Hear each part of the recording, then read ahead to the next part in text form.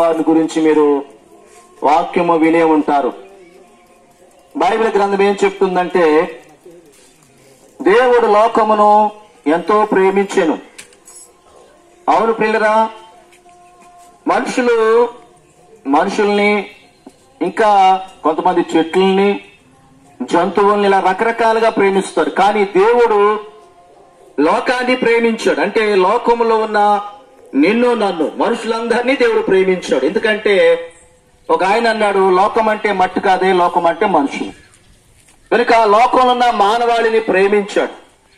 కనుక తన ప్రేమని ఏ విధంగా వెల్లడి చేశాడంటే, దేవుడు లోకమును ఎంతో ప్రేమించును కాగా ఆయన తన అద్వితీయ కుమారునిగా పుట్టిన వాని యందు విశ్వాసముంచు ప్రతివాడును నశింపక నిత్య జీవం పొందినట్లు ఆయనను అనుగ్రహించారు. అదేని కనుక దేవుడు లోకాన్ని ప్రేమించి ఏం చేశాడంటే, తన ఏకైక జనతైక కుమారుడైన యేసుక్రీస్తు వారిని ఈ లోకానికి పంపించారు.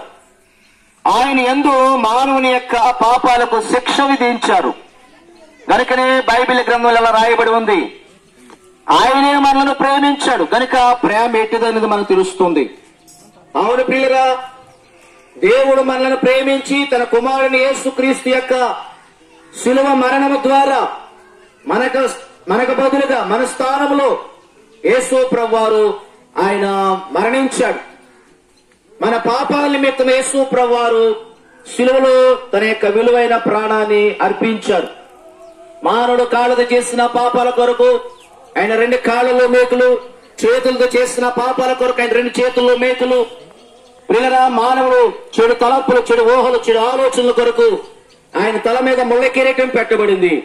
దేహముతో చేసిన అక్రమాల కొరకు యేసు ప్రభు యొక్క దేహమంతా కూడా నాగల చార్ల వలె దున్నబడింది. అవును ప్రియ దేవుని బిడ్డలారా, యేసు క్రీస్తు ప్రభువారు ఎందుకు శిలువలో చనిపోయారంటే, నీకు బదులుగా నాకు బదులుగా చనిపోయారు. ప్రియులరా, ఆయన పాపము చేయలేదు, ఆయనలో పాపము లేదు, ఆయన పరిశుద్ధుడు, నీతిమంతుడు, నిష్కల్మషుడు, ఆయన చాలా పవిత్రమైన వాడిని బైబిల్ చెప్తుంది. మరి అటువంటి పరిశుద్ధుడైన యేసు ప్రభువారు నీ కొరకు నా కొరకు ఆయన శిలువలో తన కేవల రక్తమంతటిని కార్చి చనిపోయి సమాధి చేయబడి 3వ దినాన సమాధిని గెలిచి తిరిగి లేచారు.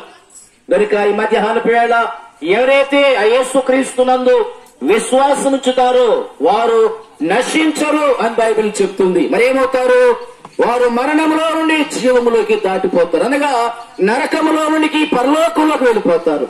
కనుక ఈ మధ్యాహ్నము పరలోకానికి వెళ్ళాలి, స్వర్గానికి వెళ్ళాలి, పరంధామానికి వెళ్ళాలి అని ఆలోచన కలిగి ఉన్నట్లయితే ప్రియులుగా యేసుని మీ సొంత రక్షకునిగా మీరు అంగీకరించండి. యేసుని నమ్ముకుంటే మీకు నిత్య జీవం దొరుకుతుంది.